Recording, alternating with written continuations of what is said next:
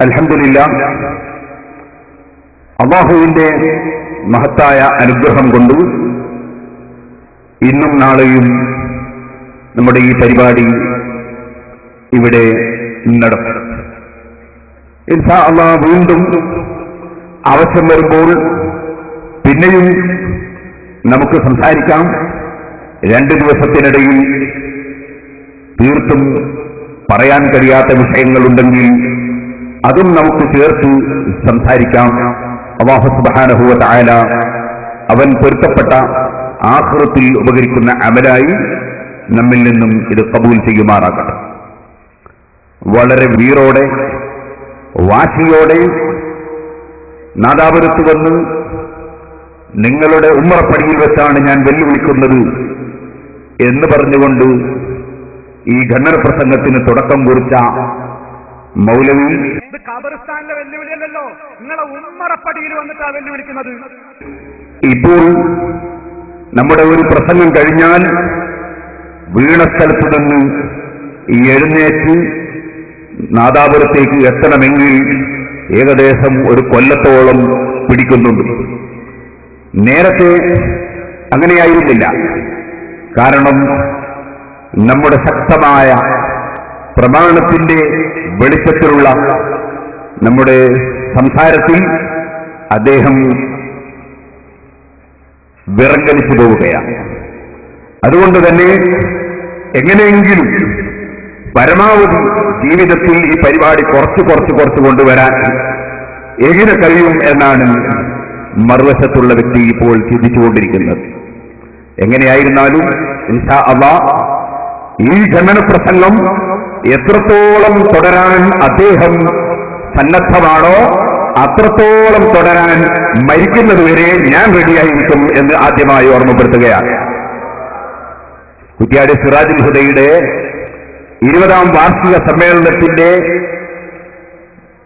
വളരെ വൈപുല്യമുള്ള പ്രവർത്തനങ്ങളും തിരക്കുകളും ഉള്ളതുകൊണ്ട് ഇപ്പോൾ നാദാപുരത്ത് വന്ന് പ്രസംഗിച്ചാൽ പെട്ടെന്ന് മറുപടി ഉണ്ടാവുകയില്ലെന്നാണ് അപ്പുറത്തുള്ള വ്യക്തി മനസ്സിലാക്കിയത് എന്ന് തോന്നുന്നു. ആ തോന്നൽ ഇനിയും വേണ്ട. ഏത് സമയത്താണെങ്കിലും ഇൻഷാ അല്ലാഹ് അഹ്ലുസുന്നത്തി വൽ ജമാഅത്തിന്റെ ആശയങ്ങൾ അപ്പോൾ തന്നെ അതിന്റെ മറുപടി മറുവശത്തുള്ളവർക്ക് പ്രതീക്ഷിക്കാവുന്നതാണ്. അതിന് 10 മാസം കാത്തു നിൽക്കേണ്ടതില്ല എന്ന് ഞാൻ സാന്ദർഭികമായി ഉണർത്തുകയാണ്. ഇവിടെ ഞാൻ കഴിഞ്ഞ പ്രസംഗത്തിൽ സൂചിപ്പിച്ചു, നമ്മുടെ ഈ ഖണ്ഡന പ്രസംഗം വഴി ധാരാളം ആളുകൾക്ക് ഹിദായത്തിന്റെ വെളിച്ചം കിട്ടുന്നുണ്ട്. പലരും എന്നെ ഫോണിലൂടെയും അല്ലാതെയും വിളിച്ചു പറയുന്നുണ്ട് എന്ന് ഞാൻ പറഞ്ഞു.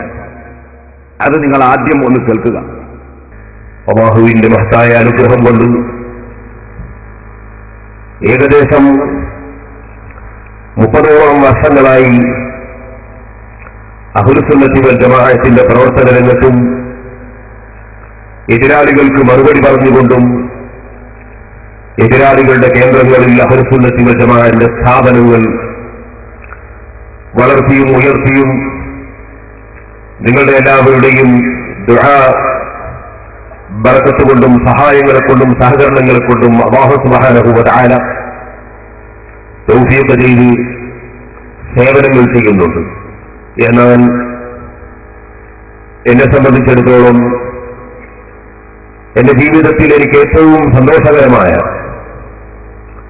ഖണ്ഡന പ്രസംഗം നാദാപുരത്ത് നടക്കുന്ന ഈ ഖണ്ഡന പ്രസംഗമാണ്. അതിന് കാരണം വിദേശ രാജ്യങ്ങളിലും ഇന്ത്യയിൽ തന്നെ കേരളത്തിന് പുറത്തുള്ള സ്റ്റേറ്റുകളിൽ ഈ ഖണ്ഡന പ്രസംഗത്തിന്റെ സീഡികൾ കേട്ടുകൊണ്ട് നൂറുകണക്കിന് ആളുകൾ സുന്നത്ത് ജമാഅത്തിലേക്ക് കടന്നുവരികയും സുന്നത്ത് ജമാഅത്തിന്റെ ആശയങ്ങൾ ഉൾക്കൊണ്ട് ജീവിക്കുകയും അവർ ആ സന്തോഷ വാർത്ത പലപ്പോഴും നേരിൽ വന്ന് അറിയിക്കുകയും കത്തിലൂടെയും ഫോണിലൂടെയും അറിയിക്കുകയും ചെയ്യുന്നുണ്ട്. ഇത് ഞാൻ പറഞ്ഞപ്പോ അപ്പുറത്തുള്ള ആള് ഈ പ്രാവശ്യം വന്നിട്ട് പറഞ്ഞു, ഇതിന് കവർ ചെയ്യണല്ലോ, കൗണ്ടർ ചെയ്യണം. നമ്മളെ കൂട്ടത്തിന് ഒരൊറ്റ ആള് പോലും അങ്ങോട്ട് പോകുന്നില്ല.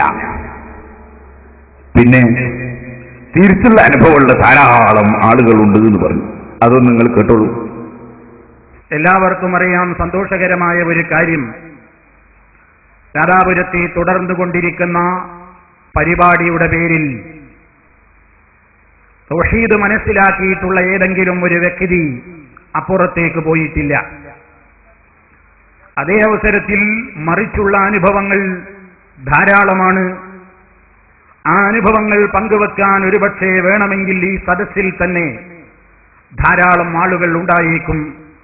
അത് ഈ പ്രസ്ഥാനം ഉൾക്കൊള്ളുന്ന ഹഖിന്റെ പവറാണ്. അൽഹംദുലില്ലാഹ്, സന്തോഷത്തോടുകൂടി ആ കാര്യം ഓർമ്മപ്പെടുത്തുകയാണ്. അപ്പോ ഇങ്ങോട്ടൊരൊറ്റ വ്യക്തിയും വന്നിട്ടില്ല എന്റെ പ്രസംഗം കൗണ്ടർ ചെയ്ത്. എന്നാൽ ഒറ്റ ഒന്ന് മാത്രം ബർക്കത്തിന് ഞാൻ എന്നെ ഫോണിൽ വിളിച്ച് സംസാരിച്ച ഒരാളുടെ ശബ്ദം നിങ്ങൾ കേൾപ്പിക്കുന്നു. മൗലവിക്ക് പോയി അന്വേഷിച്ച് നിജസ്ഥിതി മനസ്സിലാക്കി അടുത്ത വരവ് ഒരു 12 മാസം കഴിഞ്ഞിട്ടോ അല്ലാതെയോ വരുന്ന സമയത്ത് ഒന്ന് അറിയിക്കണം എന്ന് ഓർമ്മപ്പെടുത്തുകയാണ്. ഹലോ ഹലോ വലൈക്കും അസ്സലാം വറഹ്മത്തുള്ളാഹി. അൽഹംദുലില്ലാഹ്. ഹലോ, ഞാൻ ഖത്തറിന്നാണ്. പറയ, എന്താ പേര്? എന്റെ പേര് അബ്ദുറസാഖ്. എവിടെ സ്ഥലം? തൃശ്ശൂർ ജില്ലയിലാണ്, ചാവക്കാട്. ചാവക്കാട്. ഖത്തർ പറയായോ? ഖത്തറിലിപ്പോ ഒരു ഏകദേശം 5 കൊല്ലായി. അത് ശരിയാ. സുഖം തന്നെ അല്ലേ? അൽഹംദുലില്ലാഹ്, സുഖമാണ്. പിന്നെ എന്തെല്ലാം വിഷയം പറയും? നല്ല വിശേഷം, സുഖമാണ്.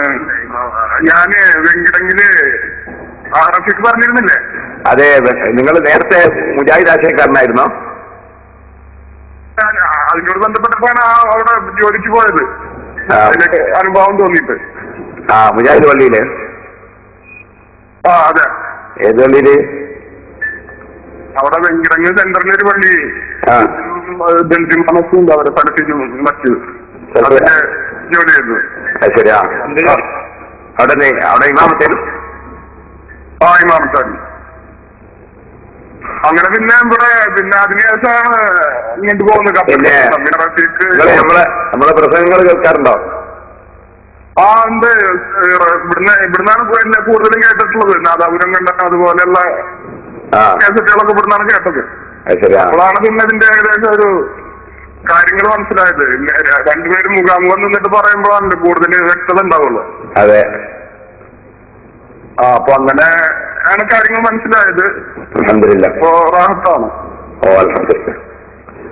ആയിക്കോട്ടെ, അൽഹംദുലില്ലാഹ്. അല്ലാഹു തആല നമുക്ക് ഹിദായത്ത് നിലനിർത്തി തരട്ടെ. ആമീൻ. അല്ലാഹു തആല ഖൈറും ബർക്കത്തും ചെയ്യട്ടെ. അല്ലാഹു തആല സന്തോഷത്തിലാക്കട്ടെ. ഓക്കെ, ഇത് ഞാൻ അപ്പുറത്ത് നിന്ന് ഒരൊറ്റ ആളും ഇങ്ങോട്ട് വന്നിട്ടില്ല എന്ന് പറഞ്ഞതുകൊണ്ടാണ് സലഫി പള്ളിയിലെ ഇമാമ് നാദാപുരം ഖണ്ഡനം കേട്ട് സുന്നത്ത് ജമാഅത്തിലേക്ക് വന്നതായി എന്നെ തന്നെ വിളിച്ച് ദുആ ചെയ്യാൻ വേണ്ടി പറഞ്ഞ സംഭവം ഈ സദസ്സിൽ കേൾപ്പിച്ചിട്ടുള്ളത്. ഇത് മൗലവിക്ക് കാതുണ്ടെങ്കിൽ ഒന്ന് കേൾക്കണം എന്ന് മാത്രം ഈ സമയത്ത് ഉണർത്തുകയാണ്.